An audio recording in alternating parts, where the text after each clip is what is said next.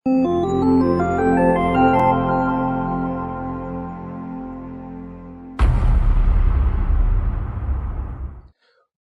To pinnacle skills and management. I am Syed Mohammad Ali. Guys, क्या आप बहुत नर्वसनेस फील करते हैं अपनी पहली सेल्स कॉल करते हुए, या आपकी हार्ट बीट तेज हो जाती है जब आप ये सोचते हैं कि मैं किसी कंसल्टेंट के साथ अपनी प्रोडक्ट का डिस्कशन करूंगा?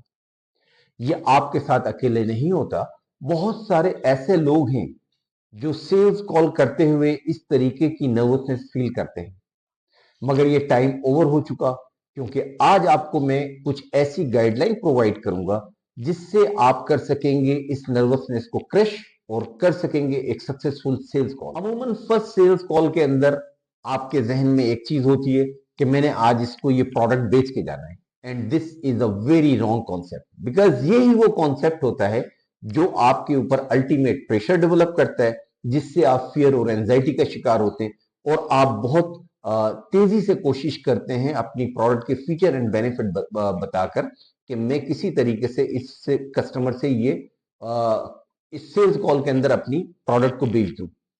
आप बिल्कुल ऐसा ना करें। देखिए, आपकी पहली सेल्स कॉल का मतलब कहीं ये नहीं कि आपने प्रोडक्ट को 100% बेचना है। आपकी पहली सेल्स कॉल का मतलब सिंपल ये है कि आपने अपने और अपने कस्टमर के दरमियान एक रिलेशनशिप बिल्ड करनी है। अब ये रिलेशनशिप क्या है? ये रिलेशनशिप है एक्टिव कम्युनिकेशन और एक्टिव लिसनिंग की। कि मतलब आप अगर बात करें तो आपका कस्टमर जो है आपको सुने, और आपका कस्टमर अगर बात कर रहा है तो आप उसको प्रॉपरली सुने। ये जो एक्टिव लिसनिंग और एक्टिव कम्युनिकेशन का जो बेसिक प्रिंसिपल है, अगर आप पहली कॉल के अंदर इसको फॉलो कर लेते हैं तो आप यकीन जानिए कि आपके और आपके कस्टमर के दरमियान में एक बेहतर रिलेशनशिप कायम हो जाएंगे। जब आपके दरमियान में एक बेहतर रिलेशनशिप कायम हो जाएंगे और वो आपकी बात को सुनेगा तो अंडरस्टैंड करेगा, और जब आप उसकी बात को सुनेंगे तो आप अंडरस्टैंड करेंगे। इस अंडरस्टैंड के दरमियान में सेल है। जब आप दोनों एक दूसरे को अंडरस्टैंड कर लेंगे और म्यूचुअली एग्री कर जाएंगे, so sale is done. So very simple process. So don't try कि मैंने ये करना है, पहले ये करें। सम टाइम ऐसा भी होता है कि जब आप अपने कस्टमर के पास जाते हैं तो आपको कुछ ऐसे ओपन टॉपिक मिल जाते हैं, ओपनिंग के अंदर ही कोई ऐसी सिचुएशन मिल जाती है जहां पर आप सिचुएशन के ऊपर डिस्कशन स्टार्ट करते हैं। तो never go on your product, start discussion with the situation, क्योंकि इस सिचुएशन के अंदर बायर और सेलर एक दूसरे के करीब आ जाते हैं। और अल्टीमेटली किसी भी सेल प्रोसेस के लिए सबसे बेहतरीन सिचुएशन होती है कि जब बायर और सेलर किसी एक पॉइंट के ऊपर एग्री कर दें। तो आप भी इस सिचुएशन से फायदा उठाएं।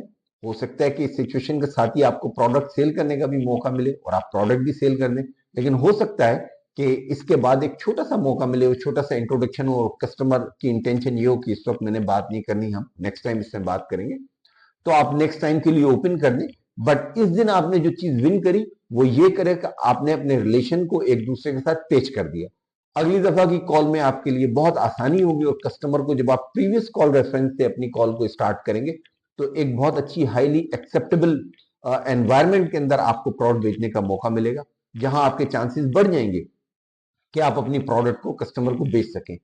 सो never miss the opportunity, never think that the sales means the sales at once and on a first call. It does not mean like that. Sales means a relationship for a longer time, for a multiple product, for a multiple occasion. तो आप भी इसी को जो है वो लेकर चलें, और मुझे उम्मीद है कि इस तरीके से आप एक अच्छे सेल्स कॉल को क्लोज करें। ये एक बहुत ही कॉमन सी सिचुएशन होती है कि जब कोई शख्स किसी न्यू सिचुएशन में फर्स्ट टाइम एंटर होता है तो उस न्यूनेस की वजह से, क्योंकि वो अनअवेयर होता है रेस्पॉन्सेस के कि रिएक्टिव रेस्पॉन्सेस इस एनवायरनमेंट में क्या होंगे, तो उसके अंदर एक फियर का एलिमेंट होता है, उसके अंदर एक नर्वसनेस होती है, और खास तौर पे जब वो चीज रिलेटेड हो आपके करियर के साथ तो आप में इस तरीके की सिचुएशन ज्यादा राइज होती है। हमें देखना यह है कि ये सिचुएशन इस सूरत हाल में आपके पास क्यों राइज हो रही है। सो गाइस, सबसे इंपॉर्टेंट चीज ये है कि आपने कभी सेल्स कॉल नहीं करी, और आपको ये पता है सेल्स कॉल एक अननोन पर्सन और एक आपके दरमियान एक ऐसे टॉपिक के ऊपर होती है जो दोनों के दरमियान कॉमन इंटरेस्ट का होता है, और वो होती है आपकी प्रोडक्ट। तो आपको ये नहीं पता होता कि आपका कस्टमर किस तरीके से रिएक्ट करेगा। तो इस चीज को ओवरकम करने के लिए कि जब आप कोई प्रोडक्ट बेचना चाहते हैं किसी को, तो इसको ओवरकम करने के लिए सिंपल तरीका सबसे पहला ये होता है कि आप अपनी प्रिपरेशन को कंप्लीट करें। एक कंप्लीट प्रिपरेशन करें। जिस प्रोडक्ट के ऊपर आप डिस्कशन करना चाह रहे हैं उस प्रोडक्ट को मुकम्मल तौर के ऊपर पढ़ें, ताकि आपका ये फियर खत्म हो जाए कि कस्टमर अगर आपसे कोई क्वेश्चन करेगा तो आप उसको अनआंसर्ड छोड़ देंगे। आपका अपनी प्रोडक्ट के ऊपर ग्रिप होना इस बात की सेकंड जो है एश्योरेंस होगा कि जब आप अपने कस्टमर के साथ बात करेंगे तो आप उसको बेहतर तरीके से अपनी प्रोडक्ट के फीचर, एडवांटेज और बेनिफिट पॉजिटिवली शेयर कर सकेंगे, जो कि उस कस्टमर को बाइंग जोन में लाके आपकी प्रोडक्ट को बेचने में आपकी मदद करेगा। तो प्रोडक्ट प्रिपरेशन जो है वो सबसे पहली इंपॉर्टेंट चीज है आपकी सेल्स कॉल के लिए। तो जब आपने अपनी सेल्स कॉल में अपनी प्रोडक्ट की प्रिपरेशन कंप्लीट कर ली, तो अब आप दूसरे स्टेज की तरफ आएंगे। आपका दूसरा स्टेज है कि अब आप किस तरीके से इस नॉलेज को डिलीवर करेंगे अपने कस्टमर के पास। तो नंबर वन, आपने इस चीज के लिए रियल सेल करनी है, क्योंकि ये तमाम सेंटेंसेस और वो तमाम मैटर जो आपके जहन में उसको कम्युनिकेट करने के लिए आपको एप्रोप्रिएट वर्ड्स चाहिए। अगर आपके पास अप्रोप्रिएट वर्ड्स नहीं होंगे या आपने उस वक्त इन वर्ड्स का सिलेक्शन करके और सेंटेंसेस बनाना शुरू किए, तो आप एक कंफ्यूजन का शिकार हो जाएंगे, जिससे आप अपना कॉन्फिडेंस लूज कर देंगे। तो आप एक स्क्रिप्ट बनाएं और उस स्क्रिप्ट की रिहर्सल करें। रिहर्सल करने का बेसिक मकसद ये होगा कि आपकी फ्लुएंसी और कॉन्फिडेंस उस चीज के ऊपर डेवलप हो। थर्ड फेज में आप जाएंगे, अपने आप को कस्टमर के शूज में ले जाएंगे और आप ये सोचेंगे कि अगर मैं कस्टमर हूं और मुझसे इस तरीके का डिस्कशन कोई शख्स करता है, तो मैं कौन से बेस्ट पॉसिबल क्वेश्चंस उस इंसान के साथ कर सकता हूं उस प्रोडक्ट की बेटर अंडरस्टैंडिंग के लिए। ये क्वेश्चनरी बनाने के बाद आप इसके जवाबात बनाएंगे, उसके आंसर बनाने के बाद जो है आप इसकी डिलीवरी की रिहर्सल करेंगे, ताकि आपको एक अंदाजा हो सके कि आपके बेस्ट पॉसिबल क्वेश्चंस को आपने किस तरीके से रिबटल करना है। इस प्रिपरेशन के बाद आप देखेंगे कि आपका कॉन्फिडेंस लेवल, आपका कम्युनिकेशन लेवल, आपकी फ्लुएंसी इस हद तक बेहतर हो चुकी होगी कि आपका फियर लेवल जो है ग्रेजुअली नीचे आना शुरू हो जाएगा। सेकंड जो इंपॉर्टेंट इस का पार्ट है वो ये है कि आपको ये फियर होता है कि अगर कस्टमर ने नो कह दिया तो क्या होगा। मतलब अगर आपने तमाम चीजें बहुत अच्छी करी लेकिन उसके बावजूद भी कस्टमर ने कहा कि नहीं, मैंने आपसे ये प्रोडक्ट नहीं खरीदनी, तो आप सोचते हैं कि मेरी सेल्स कॉल पूरी की पूरी खत्म हो जाएगी, मैं अपने बॉस को क्या जवाब दूंगा कि मैं उसको ये प्रोडक्ट नहीं बेच सका, या मैं उसको क्यों नहीं बेच सका, ऐसी कौन सी मेरे अंदर खामी थी कि मैं ये प्रोडक्ट नहीं बेच सका। तो ये वो क्वेश्चंस होते हैं जो पोस्ट कॉल के ऊपर आपको, प्री कॉल में ही आपको पोस्ट कॉल के कॉन्सिक्वेंसेस को आपके जहन में लाके आपको कमजोर कर रहे थे। तो गाइज एक बात जहन में रखें, कोई भी सेल्स कॉल 100% सक्सेसफुल नहीं होती, क्योंकि सेलिंग के लिए सेलर और बायर का जो है मोटिव एक जगह पर मिलना बहुत जरूरी है। समटाइम्स ऐसी चीजें होती हैं जो आपकी प्रोडक्ट के अंदर नहीं होती और आप वो जब उसको कन्विंस भी अगर कस्टमर को करें तो वो ऑब्वियसली जो है वो तमाम फीचर उस प्रोडक्ट में मौजूद नहीं होते और कस्टमर आपसे वो प्रोडक्ट बाय नहीं करता।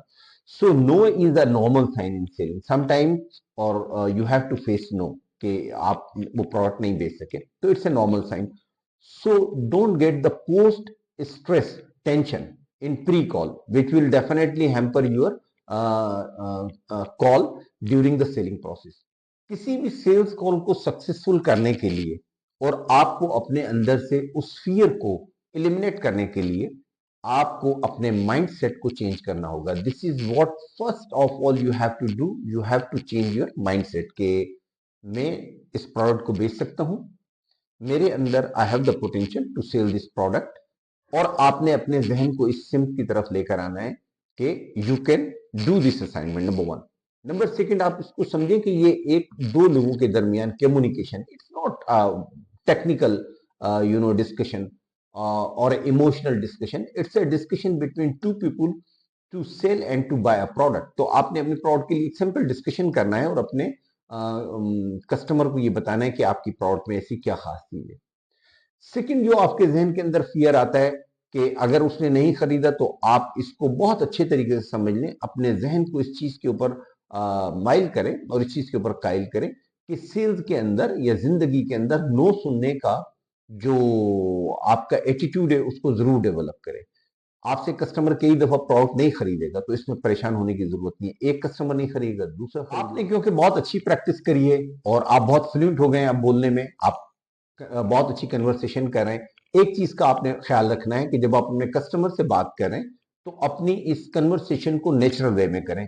उसको ऐसा महसूस ना हो जैसे कोई याद की हुई चीज आप उसको रोबोटिक वे में जो है वो कम्युनिकेट करें, जिससे उसका इंप्रेशन ये ना बने कि आप उसको कोई चीज कम्युनिकेटर के तौर के ऊपर दे रहे हैं, ना कि सेलर के तौर के ऊपर। ठीक है, तो इस स्क्रिप्ट के अंदर आप बीच में अकॉर्डिंग टू सिचुएशन जो है प्लस माइनस चेंजेस भी कर सकते हैं, ताकि वो कम्युनिकेशन जो है विद इन द फ्रेम रहे और कस्टमर जो है आपके साथ इन्वॉल्व रहे सेलिंग प्रोसेस के लिए और बाइंग प्रोसेस के लिए।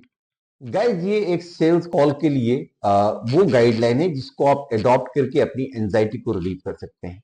अगर आप समझते हैं कि इसके बावजूद आप में कोई एंजाइटी बाकी है या इसके अलावा आप समझते हैं कि आपको मजीद गाइडलाइन चाहिए, तो आप कमेंट में आकर अपने कमेंट करें, ताकि हम अंडरस्टैंड कर सकें कि आप किस सिचुएशन के अंदर हमसे हेल्प चाह रहे हैं। डेफिनेटली हम आपको गाइडलाइन प्रोवाइड करेंगे। आप हमारे व्हाट्सएप नंबर के ऊपर भी हमें अपनी चीजें लिख कर भेज सकते हैं, जिससे हम आपकी सिचुएशन के हिसाब से आपको इंडिविजुअल गाइडलाइन प्रोवाइड करेंगे। तो गाइज उम्मीद है आज की वीडियो आपको पसंद आई होगी। अगर आज की वीडियो आपको पसंद आई है तो आप इस चीज को इंश्योर करने के लिए हमारे चैनल को सब्सक्राइब करें, हमारे वीडियो को लाइक करें और बेल आइकन के बटन को जरूर प्रेस कर दें, ताकि आने वाली तमाम वीडियोस आपको टाइम पर मिल सके। सो मिलते हैं एक नई वीडियो के साथ next time. Till that time, bye.